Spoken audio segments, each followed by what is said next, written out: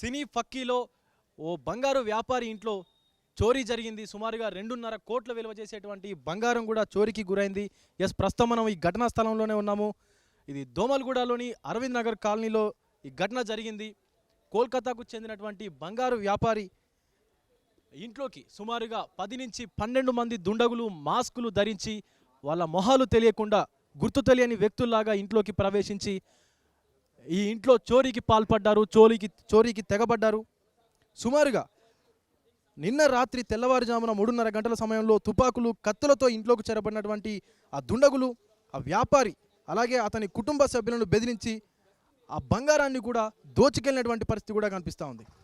So ఈ మేరకు దోమల్గూడ పోలీసులు కూడా కేసు నమోదు చేసి దర్యాప్తును కూడా ప్రారంభించారు. అయితే ఆ వ్యాపారి ఇంట్లో ఉన్నటువంటి భారీగా బంగారం ఉందన్నటువంటి సమాచారం తెలిసిన వ్యక్తులే ఈ దోపిడీకి పాల్పడ్డట్లుగా కూడా పోలీసులు అయితే చెప్తున్నటువంటి పరిస్థితి కూడా ఉంది. కానీ ఇంతవరకు ఇది జరిగి సుమారుగా 24 గంటలు గడుస్తున్నా కూడా ఏ ఒక్కరిని కూడా పోలీసులు పట్టుకోలేదు. ఇంట్లో ఉన్నటువంటి వ్యక్తులందరూ కూడా ఫ్యామిలీ మెంబర్స్ కనీసం ఇంట్లోకి బయటికి కూడా వచ్చేటువంటి పరిస్థితి కూడా లేదు. వాళ్ళందరూ కూడా భయాందోళనకు గురయ్యి బిక్కుబిక్కుమంటున్నటువంటి పరిస్థితి కూడా ఉంది. కనీసం మనం చూడొచ్చు ఈ సీసీ కెమెరా ఏదైతే ఉందో దాని కనెక్షన్ కూడా ఇక్కడ వైర్స్ మీరు చూడొచ్చు, గమనించేటువంటి ప్రయత్నం చేయొచ్చు. కట్ చేసినటువంటి పరిస్థితి కూడా కనిపిస్తూ ఉంది. ఈ ఇంట్లో ఉన్నటువంటి వాళ్ళందరూ కూడా కిందికి వచ్చేటువంటి పరిస్థితి కూడా కనిపించట్లేదు.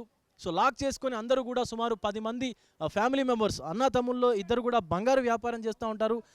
సో వాళ్ళందరూ కూడా ఇద్దరు అన్నదమ్ములు కూడా బంగారు ఆభరణాలు ఏవైతే ఉంటాయో అవి ఆర్డర్ల పైన తయారు చేయించి ఇక్కడ స్థానికంగా ఉన్నటువంటి బంగారు దుకాణాలకు అలాగే ఆ షోరూమ్స్కి ఏవైతే ఉంటాయో వాటన్నిటి కూడా పంపిస్తూ ఉంటారు. ఏదైతే డిజైన్స్ ఉంటాయో అవన్నీ కూడా ఇక్కడే తయారు చేసి పంపించేటువంటి చేస్తూ ఉంటారు, ప్రక్రియ కూడా చేస్తూ ఉంటారు. దీనికి సంబంధించి ఇక్కడ ఆ దుండగులు సుమారుగా 10 నుంచి 15 రోజుల పాటు కూడా గస్తీ నిర్వహించి ఇక్కడ ఏం జరుగుతుంది, ఏ ఫ్లోర్లో వాళ్ళు ఉంటున్నారు, ఏ ఫ్లోర్లో ఈ యొక్క పూర్తి వ్యవహారం నడుస్తూ ఉందని చెప్పి కూడా గస్తీ నిర్వహించిన తర్వాతనే ఈ ఘాతుకానికి కూడా పాల్పడ్డారని చెప్పి కూడా పోలీసులు అయితే తెలియజేస్తున్నటువంటి పరిస్థితి కూడా కనిపిస్తూ ఉంది. కానీ ఇంతవరకు 24 గంటలు గడుస్తున్నా కూడా ఇంతవరకు ఏ ఒక్కరిని కూడా పోలీసులు పట్టుకోలేదు. సో వాళ్ళ ఫ్యామిలీ మెంబర్స్ మాత్రం తీవ్ర భయాందోళనకు గురై కనీసం కిందికి దిగేటువంటి సాహసం కూడా చేయట్లేదు. ఎందుకంటే ఆల్రెడీ ఆ పర్సన్ ఎవరైతే ఉన్నారో రంజిత్ అనేటువంటి పర్సన్ అలాగే ఇంద్రజిత్ అనేటువంటి పర్సన్ అన్నదమ్ములు కూడా ఈ యొక్క బంగారు వ్యాపారం చేస్తూ ఉంటారు.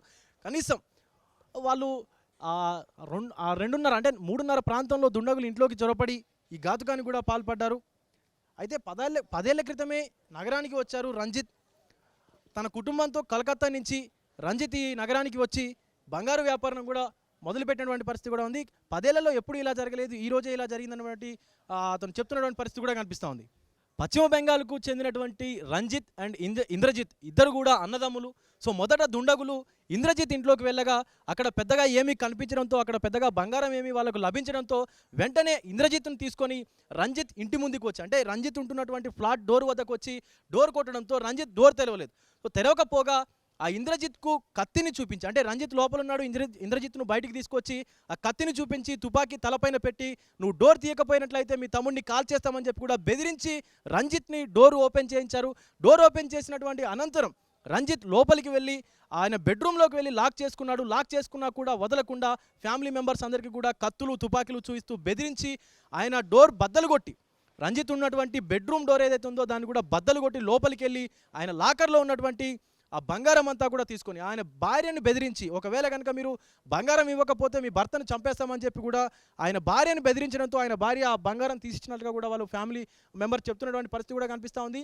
చెడ్డీ గ్యాంగ్ అంటూ ఆయిల్ గ్యాంగ్ అంటూ ఇలా అన్ని చోట్ల కూడా తీవ్ర భయాందోళనకు గురవుతున్నారు ప్రజలందరూ. ప్రస్తుతం ఇది హైదరాబాద్లోనే పెద్ద సంచలనంగా మారిందనే చెప్పుకోవాలి. ఎందుకంటే ఈ చుట్టుపక్కల ఇలాంటి ప్రశాంత వాతావరణం ఉంటుంది, కానీ కూతవేటు కమిషనరేట్ ఏసీపీ ఆఫీస్కి కూతవేటు దూరంలోనే ఉంది ఈ ప్రదేశం అనేది.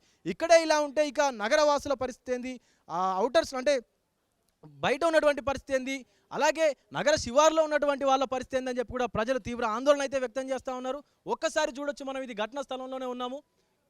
సో వాళ్ళందరూ గ్రిల్స్ను కూడా ఏర్పాటు చేసుకున్నారు. మీరు కనీసం లోపల ఏం జరుగుతుందో కూడా తెలియని పరిస్థితి ఉంది.